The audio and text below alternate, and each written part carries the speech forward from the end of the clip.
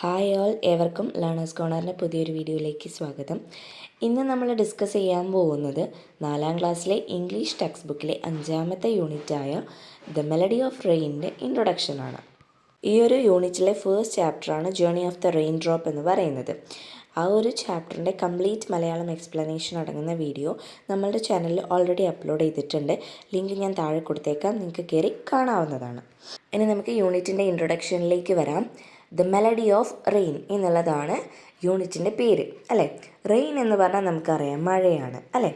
Melody എന്ന് പറഞ്ഞിട്ടുണ്ടെങ്കിൽ music അല്ലെങ്കിൽ ഒരു മധുര സംഗീതം എന്നുള്ളതാണ് മീനിങ് വരുന്നത്. അപ്പോൾ ദ മെലഡി ഓഫ് റെയിൻ എന്ന് പറഞ്ഞിട്ടുണ്ടെങ്കിൽ മഴയുടെ സംഗീതം എന്നൊക്കെ നമുക്ക് പറയാം.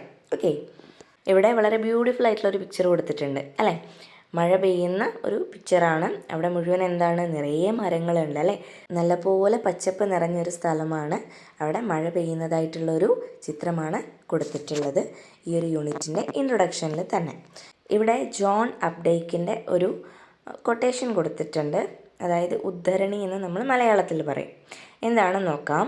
Without rain there would be no life.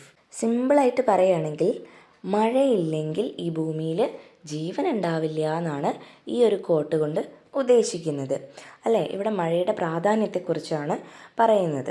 നിങ്ങൾ തന്നെ ഒന്ന് ആലോചിച്ച് നോക്കൂ, നമുക്ക് മഴയില്ലാതായി, നമുക്ക് മഴ കിട്ടുന്നേ ഇല്ല.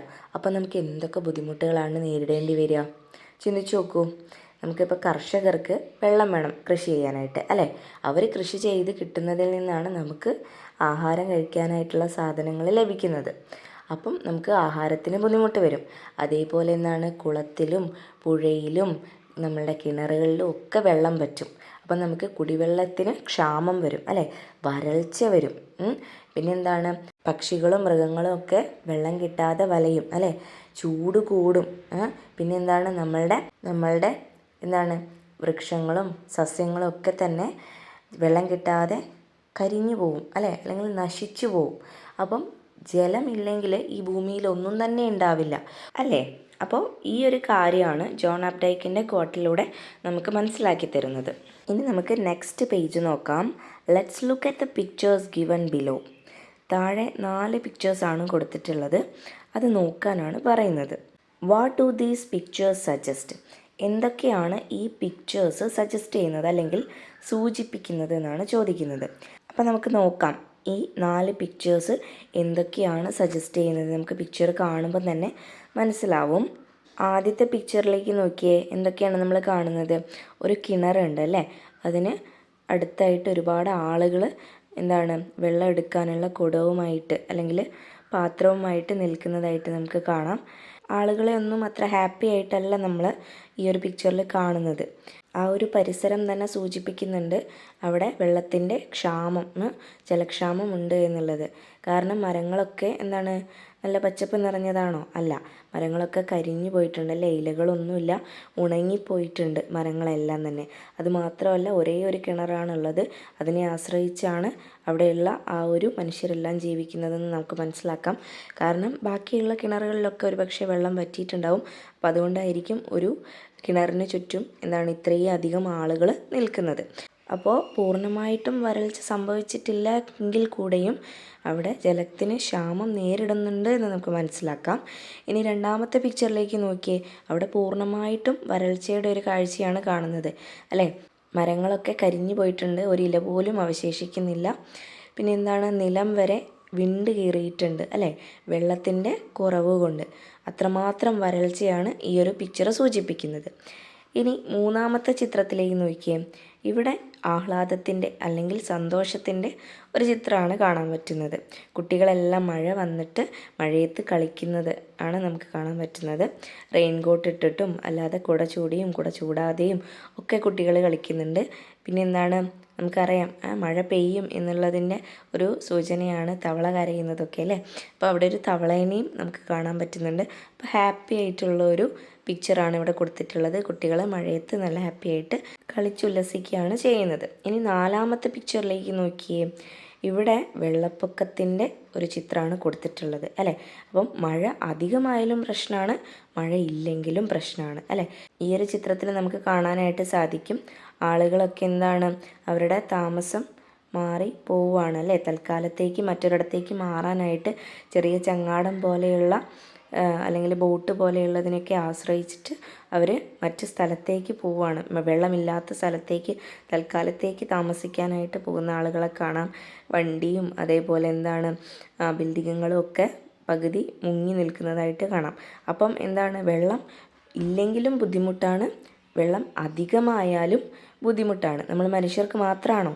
അല്ല, ഈ ഭൂമിയിലെ സർവ്വചരാചരങ്ങൾക്കും വെള്ളം അധികമായാലും വെള്ളം ഇല്ലെങ്കിലും പ്രശ്നങ്ങളും ബുദ്ധിമുട്ടുകളും നേരിടേണ്ടി വരും എന്നുള്ളതാണ് ഈ 4 ചിത്രങ്ങൾ കൊണ്ട് സൂചിപ്പിക്കുന്നത്.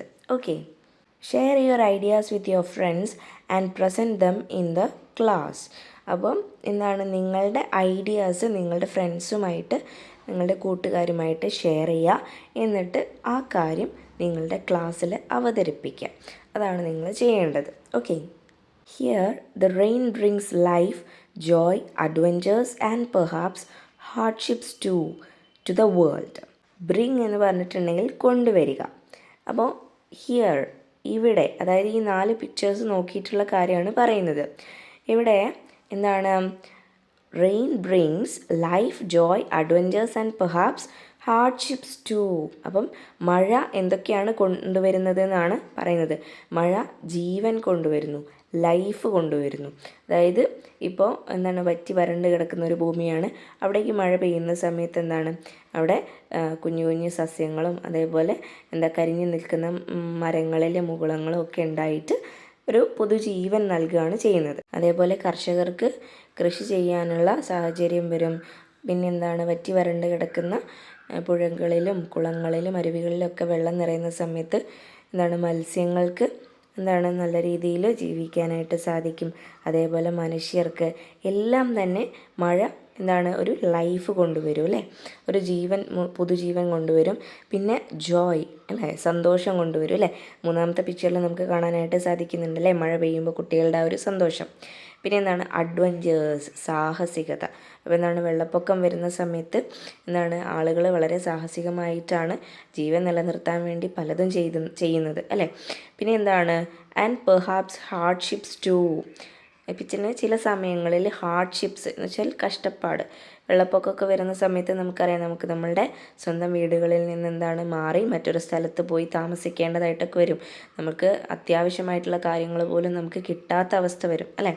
അപ്പോൾ ചില സമയങ്ങളിൽ മഴ സന്തോഷവും അതേപോലെ ലൈഫും അഡ്വഞ്ചേഴ്സും ഒക്കെ കൊണ്ടുവരുമെങ്കിൽ ഒരു വേള ഹാർഡ്ഷിപ്സ്, അതായത് കഷ്ടപ്പാടുകളും കൊണ്ടുവരും ടു ദ വേൾഡ്, ഈ ഒരു ലോകത്തിലേക്ക് എന്നാണ് പറയുന്നത്.